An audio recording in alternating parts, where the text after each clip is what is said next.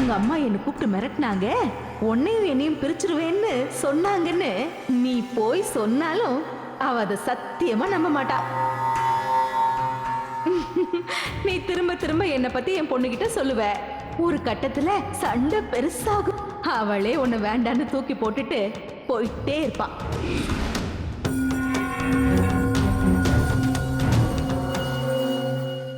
டேய் சரவணா, தோசை ஆறி போயிரு, வந்து சாப்பிட்றா. எனக்கு பசிக்கல, நீ சாப்பிடுமா. வெறும் 12 தோசை தான்டா, வந்து சாப்பிட்டு போயிரு. வேணான்னு சொல்றேன்ல, சும்மா உயிரை வாங்கிட்டு.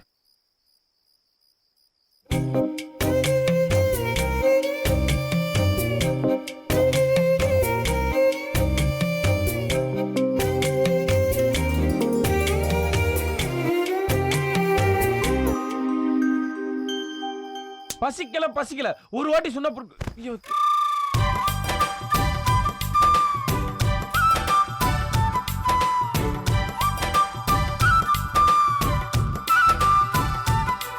என் மேல கோவத்துல இருக்குன்னு எனக்கு தெரியும்டா. அந்த கோவத்தை நீ ஏன் மேல காட்டு, சாப்பாடு மேல காட்டாதடா. இந்த தோசை சாப்பிடு. இது தோசைன்னு எனக்கு தெரியாதா? ஏமா, என்னதான் நான் ஏழையா இருந்தாலும் தோசையை கூடவா பார்த்துருக்க மாட்டேன். அங்க அந்த மகாராணி, அதான் உங்க ஆத்தா, இதான் சிக்கனு, இதான் மட்டனு, இதான் கபாபு, இதான் சிக்காங்கொக்கா அப்படின்னு ஓவரா நக்கல் பண்றா. நீ வந்து இதுதான் தோசைன்ற, இதுதான் கார சட்னின்ற, அதுவும் என் வீட்டு தோசை எனக்கே இன்ட்ரடியூஸ் பண்ற. எல்லாம் பண திமிரு. வரும், எனக்கும் ஒரு காலம் வரும், அன்னைக்கு இருக்கு எல்லாருக்கும். சரவணா, நான் சொல்றது கொஞ்சம் கேளு. ஐயோ போதுமா, நீங்க எதுவும் சொல்ல வேணாம். அங்க நீங்க சொன்னதே போதும், அப்படியே மனசு குளிர்ந்துருச்சு.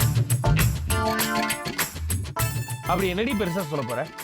எங்க அம்மாவை நீ தப்பா புரிஞ்சுக்கிட்ட சரவணா. நீ நினைக்கிற மாதிரிலாம் எங்க அம்மா கெட்டவங்க இல்ல சரவணா. எங்க அம்மா அடக்கத்தின் உச்சம் சரவணா. எங்க அம்மா எளிமையின் சிகரம் சரவணா. எங்க அம்மா பொறுமையை காக்குறவங்க சரவணா. எங்க அம்மா எருமையை மேய்க்கிறாங்க சரவணா. இப்படிதானே சொல்ல போற?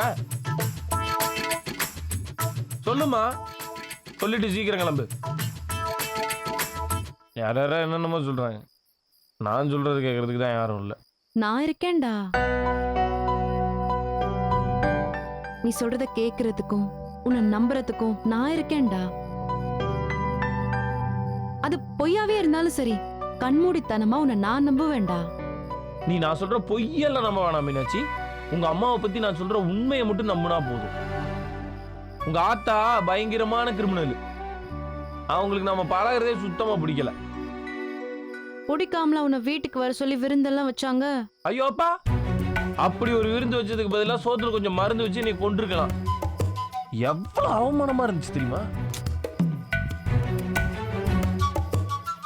நீ ஏதோ பெருசா ஹர்ட் ஆயிருக்கன்னு மட்டும் தெரியுதுடா. ஆனா அப்படி என்ன குறை வச்சாங்கன்னு தான் எனக்கு தெரியல.